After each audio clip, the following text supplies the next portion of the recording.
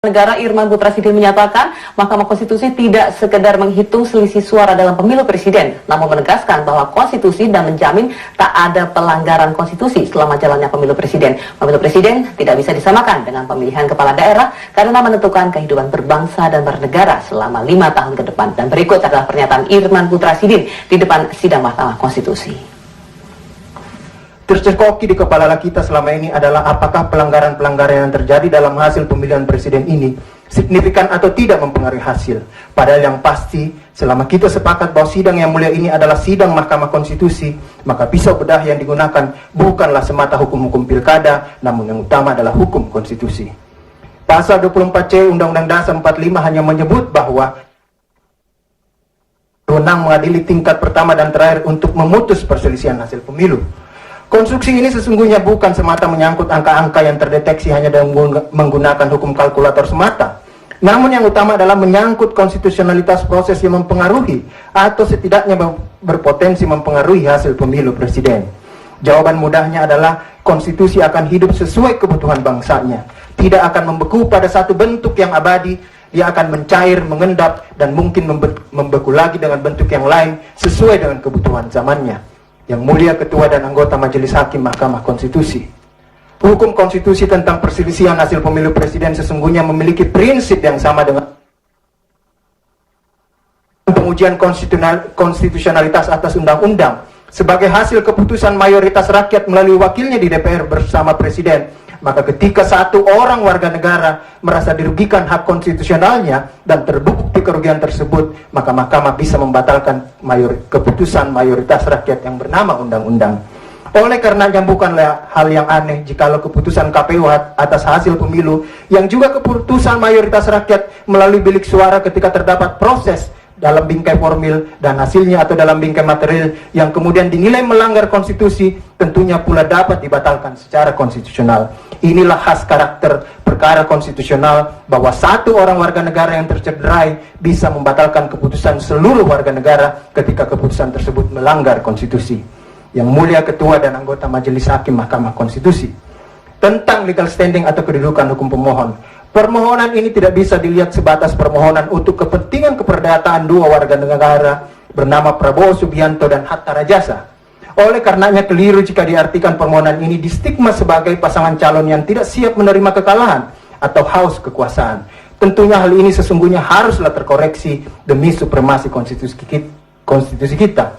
Yang pasti bahwa kedua warga negara ini setelah hari pemungutan suara 9 Juli 2014 sudah berbeda dengan kami warga negara biasa. Kedua warga negara ini sesungguhnya sudah berubah menjadi pranata badan hukum konstitusi sebagai pasangan calon presiden yang mendapatkan hampir 63 juta atau mungkin hingga 67 juta warga negara, dan hingga saat ini mandat tersebut belum pernah dicabut secara konstitusional oleh seluruh pemilih pasangan calon tersebut.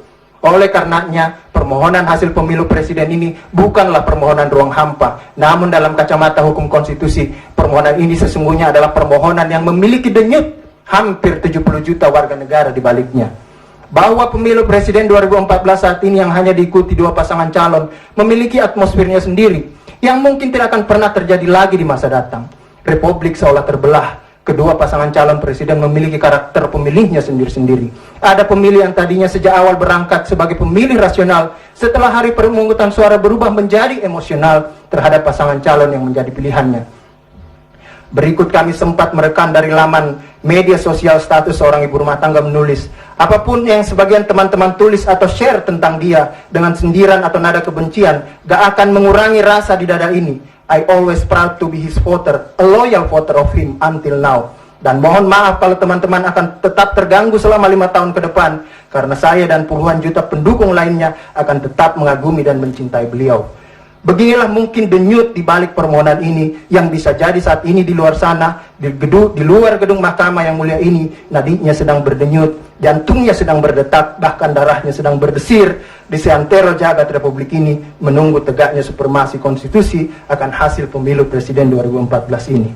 Yang pasti bahwa dalam perkara konstitusional tidak ada istilah menang dan kalah seperti perkara-perkara perdata. Begitu pula dalam hukum konstitusi pemilihan presiden. Hukum konstitusi hanya mengenal istilah presiden dan wakil presiden terpilih dan dilantik seperti pasal 6A Undang-Undang Dasar 45. Semuanya untuk kepentingan konstitusional seluruh warga negara saat ini dan anak cucu kita di masa yang akan datang. Oleh karenanya keliru jika dikatakan bahwa pemohon tidak memiliki kedudukan hukum. Apalagi jikalau dianggap karena telah menarik diri dari proses rekapitulasi pemilu presiden 22 Juli 2014. Jikalau hal ini kemudian diakui tidak memiliki kedudukan hukum, maka otomatis pemilu 2014 adalah inkonstitusional. Karena tidak mungkin pemilu menjadi konstitusional hanya satu pasangan calon presiden. Hal ini akan memberikan ruang bagi MPR untuk menolak melakukan pelantikan terhadap pasangan calon presiden, karena ternyata pemilu presiden hanya diikuti oleh satu pasangan calon yang dinilainya sebagai pemilu yang inkonstitusional. Yang mulia Ketua dan anggota Majelis Hakim Mahkamah Konstitusi, bahwa pemilu presiden 2014 memiliki perbedaan mendasar dengan pemilihan kepala daerah. Pemilihan kepala daerah bukanlah pemilihan untuk memilih pemegang kekuasaan pemerintahan atau memilih panglima tertinggi atas angkatan darat, laut, dan udara, atau pemilihan terhadap pejabat yang berwenang menyatakan perang, membuat perdamaian atau perjanjian dengan negara lain, melainkan pilkada hanya memilih para pembantu-pembantu presiden. Pilkada bukanlah pemilihan terhadap orang yang bertanggung jawab terhadap nasib 250 juta penduduk dan warga negara Indonesia. Pemilu presiden adalah puncak kemuliaan proses bernegara kita guna menentukan masa depan kita sebagai sebuah bangsa yang bermartabat dan berdaulat. Oleh karenanya pemilu presiden di setiap masa perlu desain konstitusional sendiri, dan disinilah letak bahwa hukum-hukum pilkada bukanlah hukum mutlak yang menjadi acuan hukum konstitusi akan perselisihan hasil pemilu presiden. Mahkamah mengadili perselisihan rekapitulasi suara dalam pemilu presiden. Mahkamah Konstitusi harusnya dapat menjamin pemilu presiden berjalan sesuai dengan konstitusi dan berlangsung secara jujur, adil, serta rahasia, sehingga dapat menjamin hak seluruh warga negara. Dan berikut adalah pernyataan dari ahli hukum tata negara Yusril Ihza Mahendra di depan sidang Mahkamah Konstitusi. Perihal mengenai syarat, saya berpendapat tidak bisa dipisahkan dan atau diabaikan. Soal syarat atau prosedur tidak bisa sekali lagi dipisahkan dari perolehan angka. Dan oleh karena itu, saya berpendapat tidak tepat secara konstitusional pelanggaran pemilu ditentukan. Apakah pelanggaran itu pelanggaran terhadap konstitusi atau pelanggaran terhadap prosedur penyelenggaraan pemilu harus dimaknai dan tidak bisa digeser maknanya kecuali menunjuk pada bahwa pelanggaran itu tidak ditentukan oleh apakah direncanakan, apakah distrukturkan, apakah memiliki pola, apakah masif atau tidak. Dari segi konstitusi, asal terjadi pelanggaran terhadap norma konstitusi, itu pelanggaran konstitusi. Pelanggaran itu menengguhkan konstitusionalitas dari pemilu itu, bahkan menghilangkan konstitusionalitas dari pemilu itu sendiri. Menyatakan bahwa khusus mengenai apa yang sudah berkembang, DPKTB saya berpendapat tidak sah karena tidak diatur dalam undang-undang. Saya mengerti bahwa Mahkamah dalam kasus yang lain sebelumnya pada waktu itu ingin memastikan jaminan tergunakannya hak-hak warga negara. Tetapi kalau itu jalan pikirannya, maka tidak perlu ada DPT. DPT tetap pun tidak perlu ada. Kan asal orang itu warga negara, berumur 17 tahun atau sudah menikah, sudah bebas memilih. Tapi bukan itu. Dan karena itu saya berpendapat bahwa soal DPT K adalah hal yang bertentangan dengan hukum dan tidak punya dasar hukum dan harus dikualifikasi sebagai pelanggaran konstitusi.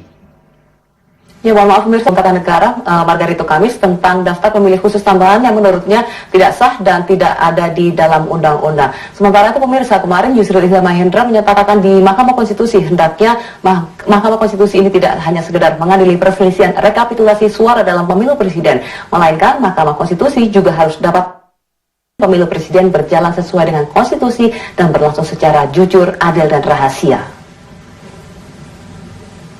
Keterangan ahli sebagai berikut.